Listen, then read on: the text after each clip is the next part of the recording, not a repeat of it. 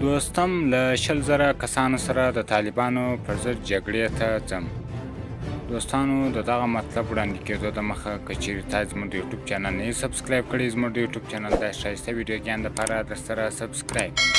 د افغانستان د جمهوري ریاست لومړی مرستیال عبدالرشید دوستم د اختر په ویاړ په خپل پیغام کې ویلي دي چې د 20,000 کسانو سره به یو ځای د طالبانو په ضد جګړې ته ور ودانګي. ښاغلي دوستم د اختر په پیغام کې وویل چې طالبان تازه دم جنګیالي افغانستان ته رالیږلي دي او غواړي د هېواد په شمال کې ځای پر ځای شي.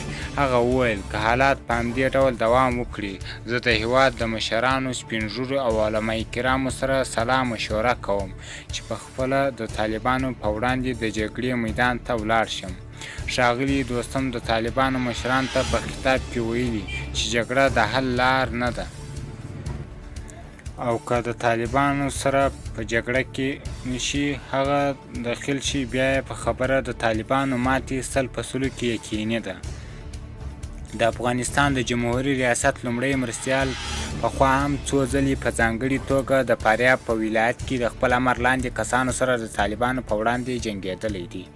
دا په داسې حال کې ده چې د طالبانو مشر هیبت الله اخندزاده د اختر په پیغام کې ویلي دي چې خپل اهدافو ته تر رسېدو به جګړې ته دوام ورکوي. نو دوستانو تاسو مو خپل نظرونه راسره شریک کړئ چې آیا د دوستم جګړې ته ستنېدل دا به د افغانستان په ګټه وي که په زیان؟ که چیرې تاسو غواړئ چې داسې نوي او ښایسته معلومات پر وخت باندې ترلاسه کړئ نو زموږ د یوټیوب چینل درسره سبسکرایب کړئ.